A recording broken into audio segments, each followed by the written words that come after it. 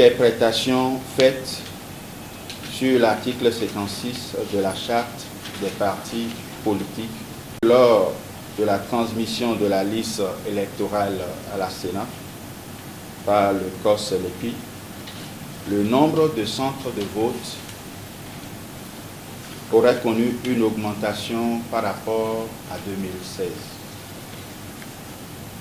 Qu'est-ce qui peut justifier une telle augmentation sans la validation de l'Assemblée nationale, conformément à l'article 76 du Code électoral?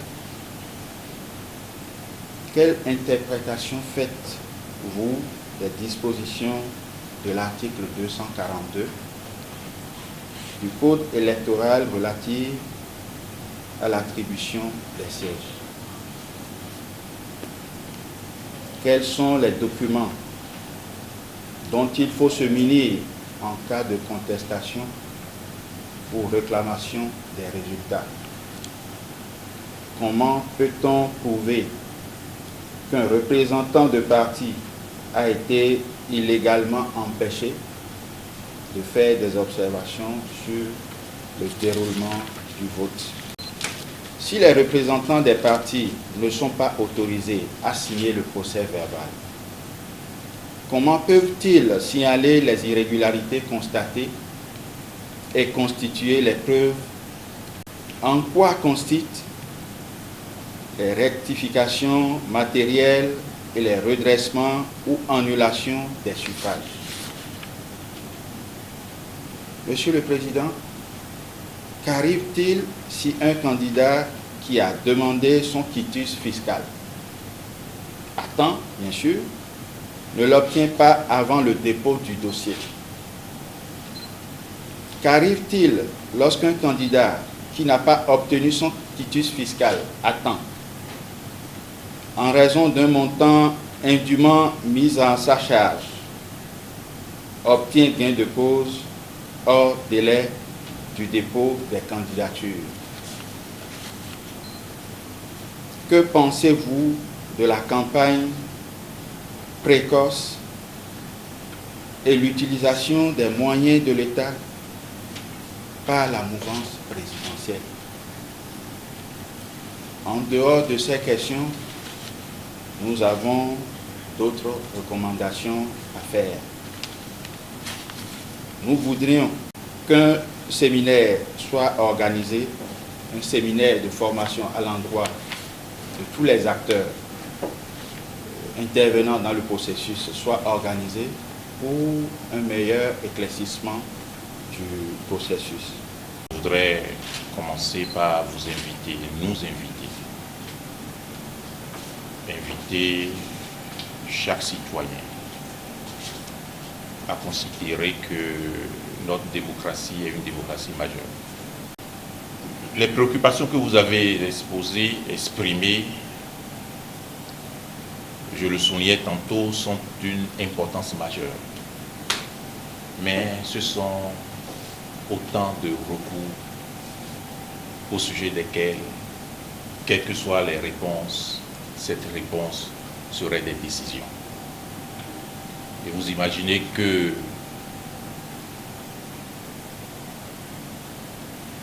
nous sommes, en tout cas dans la position qui est la nôtre, nous nous exprimons par voie de décision. J'aurais souhaité entrer dans le détail, mais seulement rappeler que en matière électorale, en ce qui concerne les élections législatives, deux dispositions majeures situent les prérogatives de la Cour constitutionnelle. L'article 81, alinéa 1er, juge de la validité. On va dire la validation a posteriori. C'est de la Cour constitutionnelle qu'on sait que les élections sont valides. Mais l'article 117 de la Constitution, dans l'un de ses points, dispose que la Cour constitutionnelle statue sur la régularité.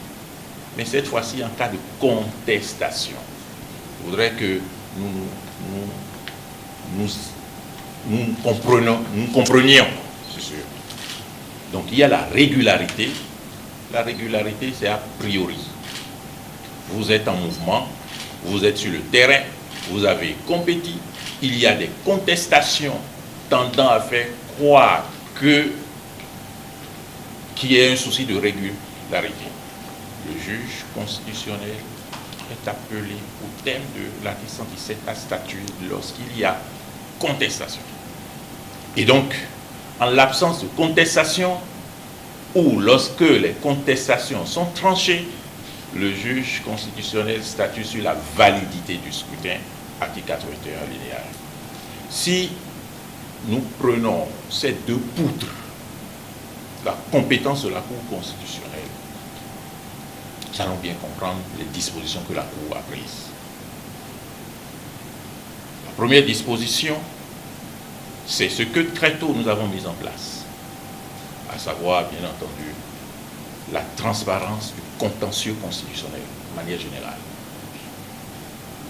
Je voudrais à cet égard vous informer que la manière de procéder par la Cour constitutionnelle ne va pas changer. Les débats seront publics, les débats seront contradictoires. Il vous appartient de vous doter des outils nécessaires dans un État démocratique pour convaincre la Cour. Il n'appartient pas à la Cour de vous convaincre. Il appartient à la Cour, il vous appartient de convaincre la Cour en cas de contestation.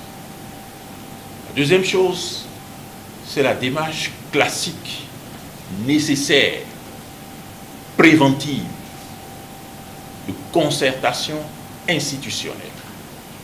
Évidemment, ces concertations institutionnelles ont commencé. Pour les élections transparentes, bien entendu, il était possible à la juridiction constitutionnelle d'attendre qu'elle soit saisie ou que au moment où elle se prononcera sur la validité, qu'elle se prononce. Mais évidemment, j'avais évoqué tantôt la culture démocratique que nous avons, qui est une culture de démocratie tout aussi participative. Et c'est dans cette démarche institutionnelle que les rencontres avec la juridiction en charge de l'organisation du scrutin, ces rencontres ont commencé et ces rencontres vont se poursuivre. Et la troisième, bien entendu, c'est la démarche à l'égard des acteurs politiques. Vous nous donnez cette première occasion, mais nous reviendrons vers vous, bien entendu, de manière élargie. Tous les acteurs politiques par rapport auxquels nous allons exprimer ce que, évidemment, nous attendons de ces acteurs politiques, ce que les institutions en charge à la fois de l'organisation et du contrôle de validité et de régularité de l'élection attendent de chaque acteur politique. Vous avez été dans l'opposition comme nous le vivons aujourd'hui. Et tout à l'heure, vous avez dit que vous devez mieux faire que par le passé. Je voudrais dire que notre chef de délégation tout à l'heure a eu à formuler certaines recommandations, certains souhaits. Et vous avez précisé que dans le processus participatif, nous allons avoir des échanges avec la Cour. Je crois que ce qui est important pour nous aujourd'hui, c'est d'avoir une idée claire d'un certain nombre d'éléments avant leur mise en application. Et c'est ça qui va restaurer la confiance que nous pourrons avoir à la Cour. Ça veut dire que d'avance, le jeu est clair pour tout le monde. Si vous ne le faites pas, et nous sommes dans la confusion, et c'est après les décisions sortent, vous allez voir que ce que vous constituez, le garant de la paix et de la stabilité, ce rôle qui est vraiment le rôle numéro 1 au niveau d'une nation, ça veut dire que la Cour l'a raté. Vu votre parcours, vous pouvez donner vraiment des raisons à croire que vous êtes différent et que vous pouvez faire les choses autrement. Vous savez, par le passé, nous avons condamné des décisions de 39 ans plus un jour égal à 40 ans. Nous souhaiterions que sous votre mandat, qu'il n'y ait plus ces choses, ces incongruités que nous avons dénoncées par le passé. Dans une compétition électorale, parce que compétition, ce sont les partis politiques qui animent. Sur le terrain de l'article 142.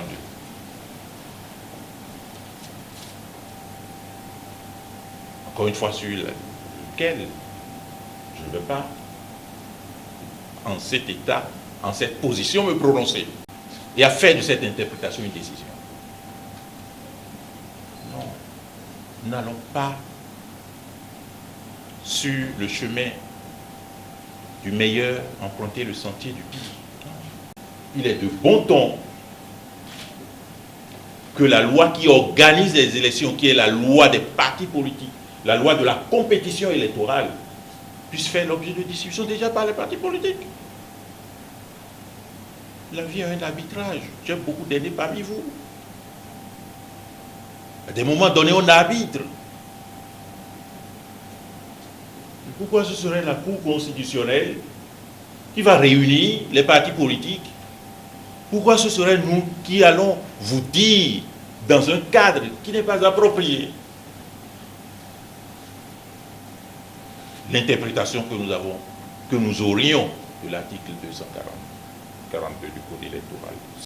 Dans tous les cas, mesdames et messieurs, nous rentrons dans la phase électorale. La Cour prendra sa part et si elle est saisie et si elle apprécie l'opportunité d'intervenir dans un sens comme dans un autre, elle le fera. En ce qui concerne l'article 242 dont on a parlé, je pense que la Cour même n'a pas eu d'interprétation de l'article 242. Et l'article 242, comme tous les autres articles, c'est un article de la loi. Donc on a une lecture, chacun peut avoir une lecture de l'article 242. Donc la Cour n'interprétera que lorsqu'il y a difficulté. Donc, ensuite, l'interprétation que la Cour peut avoir à faire peut être aussi avoir pour fondement les interprétations que les partis politiques font. C'est un débat sur l'article 242. Les partis politiques font leurs interprétations différentes. La Cour, une fois appelée à décider, peut s'inspirer de cela. C'est pour la première fois nous-mêmes, depuis notre arrivée, que nous faisons couvrir entièrement une audience. C'est parce que nous avons du respect pour vous et que nous avons du respect pour ce que vous incarnez et que nous avons du respect pour nos concitoyens.